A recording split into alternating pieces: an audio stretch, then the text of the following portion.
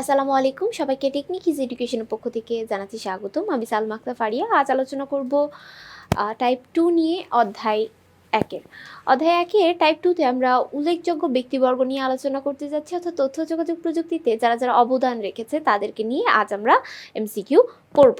তো প্রথম যে কোশ্চেনটা রয়েছে, দেখো প্রথম কোশ্চেনে কি বলা হয়েছে যে কোন আবিষ্কারের ফলে আজকের পৃথিবীতে ঘরে বসে অফিসের কাজ করা সম্ভব হচ্ছে। ঘরে বসে অফিসের কাজ করা সম্ভব হয়েছে কোনটা আবিষ্কার বলো তো? কি? কম্পিউটার, তাই না? আচ্ছা, তাহলে এটার অ্যান্সার হচ্ছে কম্পিউটার। দেখি আমরা অপশনটা, এই যে। তো কার আবিষ্কারের ফলে? তো কম্পিউটারটা কে আবিষ্কার করছে? চার্লস ব্যাবেজ না আধুনিক কম্পিউটার আবিষ্কারক? অ্যান্সার হচ্ছে চার্লস ব্যাবেজ। ওকে, দেখো চার্লস ব্যাবেজের জন্ম ও মৃত্যু কোনটি? আচ্ছা, জন্ম এবং মৃত্যু সাল কোনটা? আচ্ছা, আমরা জানি 1791 সালে হচ্ছে তিনি জন্মগ্রহণ করেছেন। তো 1791 এখানে দুইটা আছে। আর মৃত্যু কোনটা? মৃত্যু হচ্ছে 1871-এ। সো অ্যান্সার হচ্ছে গ। নেক্সট কোশ্চেনে চলে যাব। আধুনিক কম্পিউটারের জনক কে? আধুনিক কম্পিউটারের জনক মাত্রই বললাম, আধুনিক কম্পিউটারের জনক হচ্ছে চার্লস ব্যাবেজ, বা কম্পিউটারের জনকই চার্লস ব্যাবেজ। আচ্ছা, চার্লস ব্যাবেজ ছিলেন একজন ইঞ্জিনিয়ার। সো ইঞ্জিনিয়ারকে বাংলা প্রকৌশলী বলা হয়, এবং তিনি একজন গণিতবিদ ছিলেন। তাহলে অ্যান্সার হচ্ছে ক। নেক্সট কোশ্চেনে বলা হয়েছে চার্লস ব্যাবেজ যে যন্ত্র তৈরি করেন তা হলো বেতার, ডিফারেন্স ইঞ্জিন, অ্যানালিটিক্যাল ইঞ্জিন। আচ্ছা, এটার অ্যান্সার হচ্ছে তিনি অবশ্যই ডিফারেন্সিয়েশন ইঞ্জিন এবং অ্যানালিটিক্যাল ইঞ্জিন তৈরি করেছেন। তার মানে 2 ও 3, অ্যান্সার হচ্ছে গ। নেক্সট কোশ্চেনে চলে যাব। 22 নম্বর প্রশ্নে কি বলা হয়েছে দেখো, কত সালে ব্যাবেজ তুরিন বিশ্ববিদ্যালয়ে তার ইঞ্জিন সম্পর্কে বক্তব্য দেন? আচ্ছা, চার্লস ব্যাবেজ তুরিন বিশ্ববিদ্যালয়ে তার ইঞ্জিন সম্পর্কে বক্তব্য দেন 1840 সালে।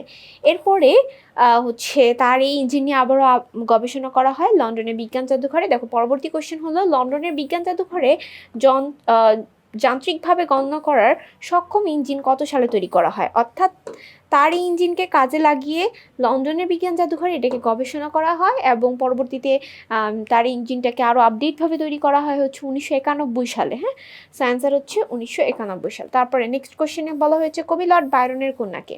কবি লর্ড বায়রনের কন্যা হচ্ছে অ্যাডা লাভলেস। অ্যান্সার হচ্ছে ঘ। তারপরে হচ্ছে গ অ্যান্সারের পরটা হচ্ছে বলা হয়েছে, হ্যাঁ, কার কারণে অ্যাডা ছোটবেলা থেকে গণিত ও বিজ্ঞানে পারদর্শী ছিলেন? তার মায়ের কারণে তিনি গণিত এবং বিজ্ঞানে অনেক আগ্রহ প্রকাশ করেন এবং আগ্রহী হয়ে ওঠেন। আচ্ছা, অ্যাডা লাভলেস তার জন্ম এবং মৃত্যু কত সালে ছিল? তার জন্ম ছিল 1815 সালে এবং তার মৃত্যু ছিল 1852 সালে। তিনি খুব অল্প দিন বেঁচে ছিলেন। আচ্ছা, তারপরে নেক্সট কোশ্চেনে চলে যাব। কি বলা হয়েছে যে অ্যাডা লাভলেস প্রোগ্রামের কোন ধারণাটা প্রকাশ করেছিলেন? আচ্ছা, তিনি হলো অ্যানালিটিক্যাল ইঞ্জিন ব্যবহার করে তিনি হচ্ছে অ্যালগোরিদম প্রোগ্রাম আর কি আবিষ্কার করেন। তার মানে তার ধারণাটা ছিল হলো অ্যালগোরিদম প্রোগ্রাম। তারপর নেক্সট কোশ্চেনে কি বলা হয়েছে, অ্যাডা লাভলেস প্রোগ্রামিংয়ের ধারণা সামনে নিয়ে আসেন কোনটিকে কাজে লাগানোর জন্য? অ্যানালিটিক্যাল ইঞ্জিনকে কাজে লাগানোর জন্য। তার মানে অ্যান্সার হচ্ছে অ্যানালিটিক্যাল ইঞ্জিন। তারপর নেক্সট কোশ্চেনে চলে যাব আমরা। প্রোগ্রামিংয়ের ধারণার প্রবর্তক হিসাবে কাকে সম্মানিত করা হয়? অ্যাডা লাভলেসকে। তার মৃত্যুর 100 বছর পর তাকে মেডেল দেওয়া হয় আর কি, অর্থাৎ বিজ্ঞানী হিসাবে ঘোষণা করা হয়। নেক্সট কোশ্চেনে চলে যাব আমরা। যান্ত্রিকভাবে গণনা করার সক্ষম যন্ত্র কত সালে তৈরি করা হয়? যান্ত্রিকভাবে গণনা করার সক্ষম যন্ত্র তৈরি করা হয় হচ্ছে আমাদের 1991 সালে, কারণ 1991 সালে অ্যানালিটিক্যাল ইঞ্জিন লন্ডনের বিজ্ঞান জাদুঘরে আবিষ্কৃত হয়। আচ্ছা, তারপরে হচ্ছে কত সালে অ্যাডা লাভলেস প্রথম চার্লস ব্যাবেজের সাথে প্রোগ্রামিংয়ের ধারণা প্রদান করেন? আচ্ছা, 1833 সালে কিন্তু তাদের প্রথম দেখা, এবং তখনই অ্যাডা লাভলেস প্রথম চার্লস ব্যাবেজের প্রোগ্রামিংয়ের ধারণা আর কি প্রদান করেন। তারপরে দেখো, অ্যাডা লাভলেস এর মৃত্যুর কত বছর পর বিজ্ঞানীরা অ্যাডা লাভলেসের অ্যালগোরিদম প্রোগ্রামের ধারণাটি বুঝতে পারেন? মৃত্যুর 100 বছর পর। আচ্ছা, তারপরে দেখো, বিজ্ঞানী জেমস ক্লার্ক ম্যাক্সওয়েল কত সালে জন্মগ্রহণ করে? আমরা জানি তিনি জন্মগ্রহণ করেছেন হচ্ছে 1831 সালে। তার মানে অ্যান্সার হচ্ছে খ। নেক্সট কোশ্চেনে কি বলা হয়েছে, বিজ্ঞানী জেমস ক্লার্ক ম্যাক্সওয়েল কত সালে আর কি মৃত্যুবরণ করেন? তিনি মারা যায় হচ্ছে 1879 সালে। তারপরে জগদীশ চন্দ্র বসুর জন্ম এবং মৃত্যু, তিনি জন্মগ্রহণ করেন হচ্ছে আমাদের 1858 সালে এবং হচ্ছে মৃত্যুবরণ করে হচ্ছে 1937 সালে। এবং মানে একটা মজার বিষয় হলো জগদীশ চন্দ্র বসু কিন্তু বিনা তারে এক স্থান থেকে অন্য স্থানে বার্তা প্রেরণে প্রথম সফল হয়। একই কাজ গুগলিয়েলমো মার্কনি করে এবং বিনা তারে এক স্থান থেকে অন্য স্থানে তিনি সফল হওয়ার সাথে সাথে সার্বজনীন স্বীকৃতি পায়। একই কাজ দুইজন করেছেন এবং একই সালে তারা দুইজন মারাও গিয়েছেন। হ্যাঁ, এটা আমরা খুব সহজে মনে রাখতে পারবো যে ওনারা দুজনই কত সালে মারা গেছেন, 1937 সালে মারা গেছেন। আচ্ছা, তারপরে বিজ্ঞানী জগদীশ চন্দ্র বসু কোন ধরনের তরঙ্গ ব্যবহার করে বিনা তারে বার্তা প্রেরণে সফল হয় বা বার্তা প্রেরণ করেন? আচ্ছা, বিনা তারে বার্তা প্রেরণের জন্য তিনি ব্যবহার করেছিলেন অতি ক্ষুদ্র তরঙ্গ জগদীশ চন্দ্র বসু, আর বলেছিলাম একই কাজ গুগলিয়েলমো মার্কনি করে, বাট তিনি অন্য তরঙ্গ ব্যবহার করে, তিনি হচ্ছে বেতার তরঙ্গ ব্যবহার করে এই কাজটি করেন। হ্যাঁ, আচ্ছা দেখো, তারপরে দেখো কি বলা হয়েছে, 37 নম্বর কোশ্চেনে বলা হয়েছে কত সালে প্রথম জগদীশ চন্দ্র বসু বেতার তরঙ্গর সাহায্যে তথ্য হচ্ছে সঞ্চালন করেন? আচ্ছা, তিনি করেছেন হচ্ছে 1895 সালে। ঠিক আছে, তিনি হলো এই তরঙ্গ ব্যবহার করে 1895 সালে। বেতার তরঙ্গের আবিষ্কারককে, যেহেতু একজন বেতার তরঙ্গ ব্যবহার করে কাজটি করেছেন তার নাম ছিল গুগলিয়েলমো মার্কনি, তাই তাকেই বেতার তরঙ্গের আবিষ্কারক হিসেবে স্বীকৃতিপ্রাপ্ত বা স্বীকৃতি দেওয়া হয়। এরপরে দেখো, গুগলিয়েলমো মার্কনি কোন দেশের বিজ্ঞানী ছিলেন? গুগলিয়েলমো মার্কনি হলো ইতালির বিজ্ঞানী ছিলেন। ঠিক আছে, আচ্ছা তারপরে হচ্ছে বিজ্ঞানী গুগলিয়েলমো মার্কনির জন্ম কত সালে? বিজ্ঞানী গুগলিয়েলমো মার্কনির জন্ম হচ্ছে 1874 সালে। কত সালে institute of electric and electronic engineering Guglielmo মার্কনিকে স্বীকৃতি দেয় যে তিনি বেতার তরঙ্গের জনক? এটা হচ্ছে আমাদের 1997 সালে। দেখো 42 নম্বর কোশ্চেনে কি বলা হয়েছে যে কোন শতকে মেইন ফ্রেম কম্পিউটার তৈরি হয়?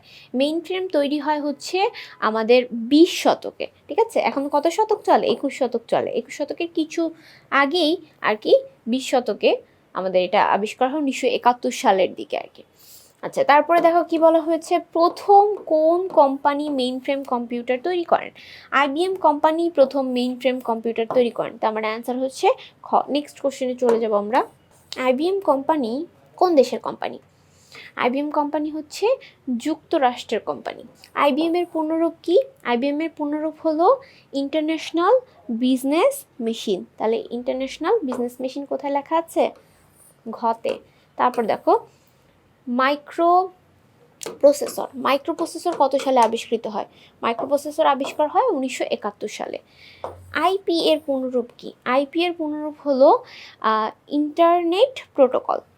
আইপি ব্যবহার করে প্রথম কোন নেটওয়ার্ক চালু হয়? আরপানেট নেটওয়ার্ক চালু হয়। তো অ্যান্সার হচ্ছে ঘ। নেক্সট কোশ্চেনে চলে যাব। বলা হয়েছে নিচের কোনটি আবিষ্কারের ফলে ইন্টারনেটের বিকাশ হয়? ইন্টারনেটের বিকাশ ঘটে হচ্ছে আরপানেট আবিষ্কারের ফলে।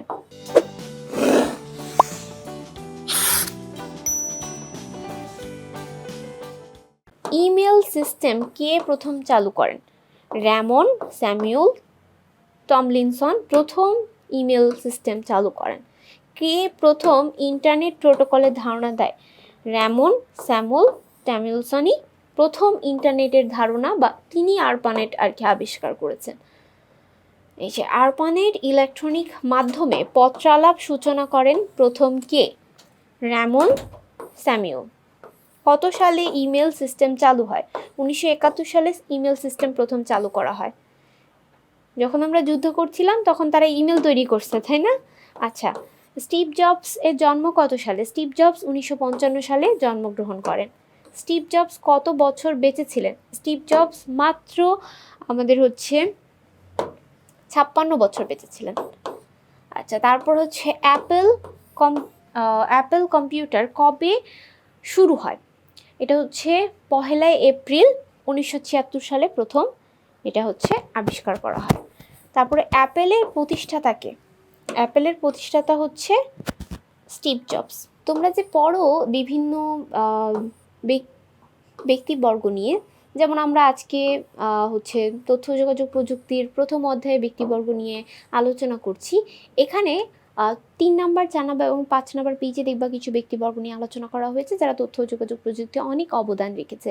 যেমন যদি বলি হচ্ছে চার্লস ব্যাবেজ, অ্যাডা লাভলেস, তারপর হচ্ছে স্টিভ জবস, মার্ক জাকারবার্গ, তারপর বিল গেটস। এনারা কিন্তু অনেক বড় অবদান রেখেছে। কিন্তু একটা পেজে দেখবা তোমরা যে তোমাদের বইয়ে স্টিভ জবসের কথা আছে, তারপর বিল গেটসের কথা আছে এবং হচ্ছে স্যার টিমোথি জোন্স বার্নার্ডের সুন্দর করে প্যারা করে তাদের সম্পর্কে বিস্তারিত আলোচনা করা হয়েছে। এই পেজটাতে 3 জন ব্যক্তিবর্গ একই সালে জন্মগ্রহণ করেছে, সেটা হচ্ছে 1955 সাল। তাই আমাদেরকে খুব সহজে আমরা মনে রাখতে পারি একসাথে 3টা নাম, যে Steve Jobs, Bill Gates and হচ্ছে স্যার টিমোথি জোন্স বার্নার্ডি, 3 জনই 1955 সালে জন্মগ্রহণ করেন। তাহলে আমরা খুব সহজে এই বিষয়গুলো মনে রাখতে পারবো এবং তোমাদের এই অধ্যায়ে খুব বেশি মনে রাখার দরকার নেই। 1971 সালটা মনে রাখবো আর সবগুলোই দেখবো অটোমেটিক হয়ে গেছে, ঠিক আছে? আর বাদ এগুলো একটু টুকটাক মনে রাখলেই হবে। দেখো কত সালে IBM মাইক্রোসফটকে অপারেটিং সিস্টেম তৈরির দায়িত্ব দেয়? তো মাইক্রোসফট কোম্পানিটা কার জানি? বিল গেটসের, তাই না? এবং তার হাতেই কিন্তু অপারেটিং সিস্টেম সফটওয়্যার তৈরি করতে দেয় IBM কোম্পানি। আর এটা কত সালে তৈরি করতে দেয়? 1981 সালে। হ্যাঁ, 1971 জায়গায় 1981 হয়ে গেছে এই জায়গায়। আচ্ছা, তারপরে দেখো কি বলা হয়েছে, প্রথমে কোন কোম্পানি পার্সোনাল কম্পিউটার তৈরি করে? এখন অনেকেই ভাবতে পারে personal computer operating system software তৈরি করেন কোন কোম্পানি?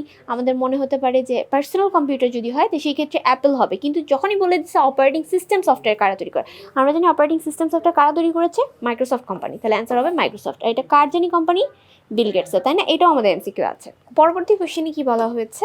60 নম্বর প্রশ্নে বলা হয়েছে যে MS-DOS অপারেটিং সিস্টেম প্রস্তুতকারী কোম্পানি কোনটি? আচ্ছা, MS-DOS হচ্ছে মাইক্রোসফট কোম্পানির তৈরি, তো অ্যান্সার হচ্ছে মাইক্রোসফট।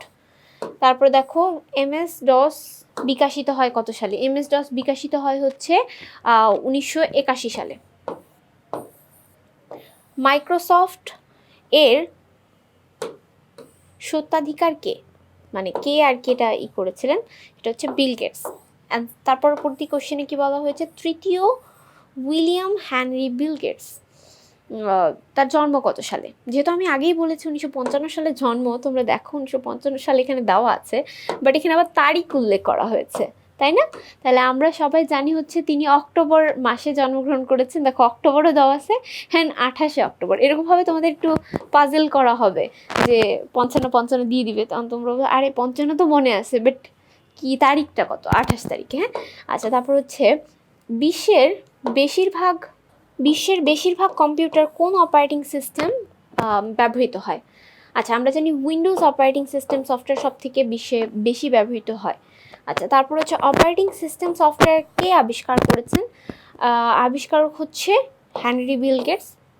তারপর হচ্ছে HTTP ব্যবহার করে তথ্য ব্যবস্থাপনা বাস্তবায়ন করেন কে?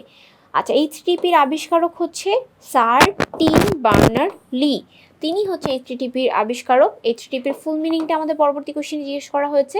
এটা হচ্ছে হাইপার টেক্সট ট্রান্সফার প্রোটোকল।